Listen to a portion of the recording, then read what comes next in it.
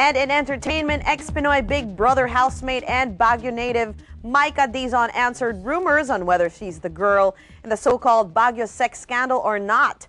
Nina Corpus has the scoop. Super kwentuhan, ganyan-ganyan ng buhangin.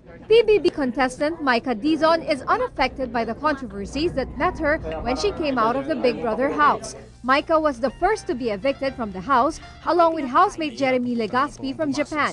There were already rumors about Micah when she joined PBB, which claimed she was the woman in the so-called Baguio sex scandal. The video taken on a cell phone shows a woman dancing topless in a crowded bar allegedly in Baguio. Pinapakialaman ako sa Baguio, puro negative yung feedback. Malaswayan, may scandal yan, ganyan-ganyan. Sabi ko, talagang mga taong to, super, sabi nila, kasi may lumabas na scandal sa Baguio. Wala, as in. The woman in the video had long hair, and since the quality also isn't good, it's impossible to identify the woman. Micah says people probably think it's her because the woman in the video has big breasts. Ewan ko, nalalaswaan sila sa akin.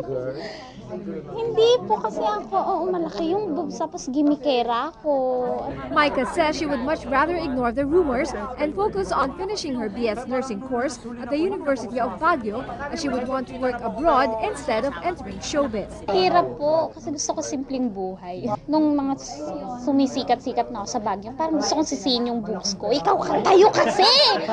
Reporting for News Central, Nina Corpus, ABS-CBN News.